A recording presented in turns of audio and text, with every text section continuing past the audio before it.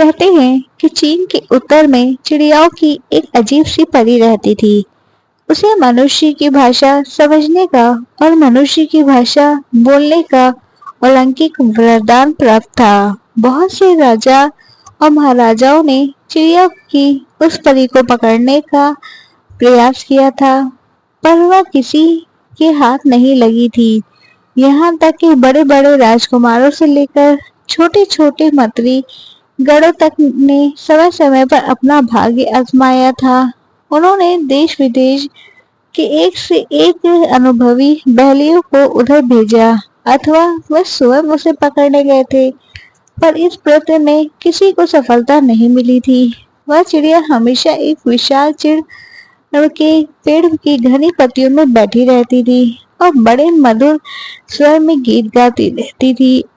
उसे पकड़ने के अभियान में कई वर्षों तक लोग उधर से उधर जाते रहते थे, जिससे उस घने जंगल में एक पगड़ी सी बन गई थी, जिसे होकर कोई भी उस चिड़िया की निवास स्थान तक पहुंच सकता था। जब इस विचित्र चिड़िया की प्रसिद्धि एक तरहान बादशाह के कानों में पहुंची, तो उसने हिम्मत बांधते हुए कहा, वह चिड़िया बड़ी होशियार मालूम होती है। वह लोगों की पकड़ से आज तक बची हुई है, परंतु मेरे हाथ से वह कैसे निकलेगी। मैं किसी न किसी तरह से उसे अवश्य पकड़ूंगा। इतना कहकर वह उसकी खोज में निकल पड़ा। एक तरह चलते चलते उस घने जंगल में पहुंच गया। उसने घनी पत्तियों वाले उस विशाल चिड़ के पेड़ की भी खोज लिया। उस विचित्र चिड़िया ने एकतर खान के पास आते हुए कहा, परंतु वह उनसे न डरी और न ही वहां से भागी। वह अपनी जगह पर चैन से बैठी बैठी मधुर गीत सुनाती रहे। एकतर खान उसका तान सुनकर हर्ष और आश्चर्य में डूब गया। फिर उसने बड़ी आसानी से उसे पकड़ लिया। उसे पिंजरे में लेकर खुशी खुशी वहां घर की ओर चल दिया। उस पहाड़ी के ऊबड़ खाबड़ रास्ते में वह चल जा रहा था। रास्ते में चिड़िया ने एकतर खान से कहा, बड़ी आसानी से आपने मुझे पकड़ लिया, किंतु मुझे यह वरदान प्राप्त है कि जो भी मुझे लिए जा रहा हो उसे रास्ते भर मेरे साथ बातें करते करते जाना चाहिए। वह किसी भी हालत में आह नहीं भरनी चाहिए, क्योंकि उसकी चुप होते ही अथवा वह आह भरते ही मैं उड़ जाऊंगी। इसलिए हम में से किसी को हर वक्त कुछ न कुछ बोलना ही रहना चाहिए। एकतर खान ने कुछ सोच कर उत्तर दिया, तब तो ठीक ही है, तुम्हें कुछ कहो ना, बातें करते हुए रास्ता जल्द ही कट जाएगा। चिड़िया बोली, मैं तुम्हें एक कथा सुनाती हूँ। एक शिकारी ने एक कुत्ते को पाल रखा था। एक दिन दोनों शिकार करने निकले। जंगल के बीच रास्ते में उन्होंने एक टूटी हुई बैलगाड़ी देखी, जिसमें सोना चांदी भरा पड़ा था।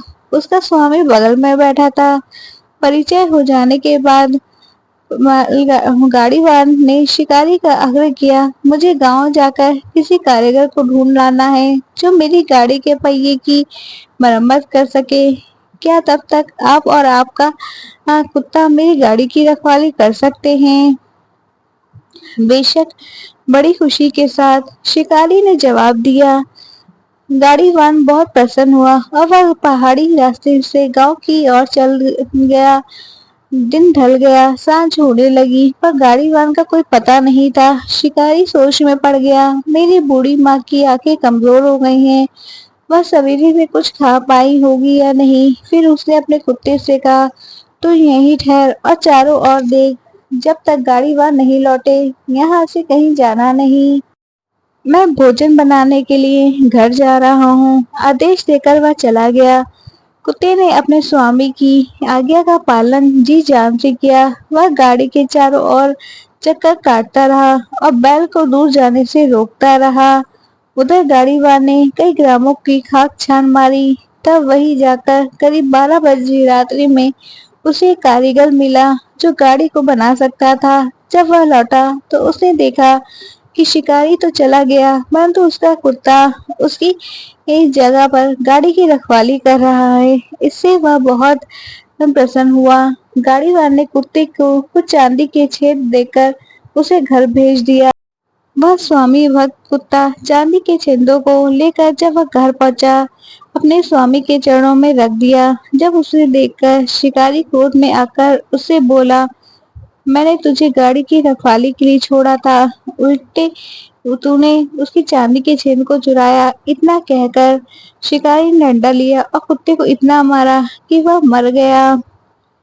एकतर खान से रहा नहीं गया, उसने आह भरते हुए कहा, कितना बड़ा बेवकूफ था वह शिकारी, उसने ऐसे भक्त कुत्ते की जान ले ली। अच्छा तो तुमने आह भर दी।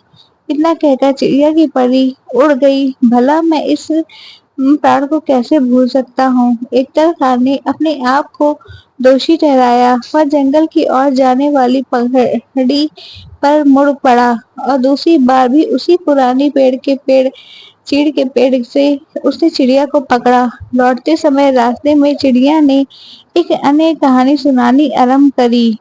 कहानी अच्छी लगी हो तो लाइक शेयर कमेंट करें। नेक्स्ट पार्ट के लिए भी कमेंट करें। प्लीज दोस्तों मेरी कहानी को शेयर करें, लाइक करें। मैं बहुत मेहनत से कहानी बनाती हूँ। Thanks for watching.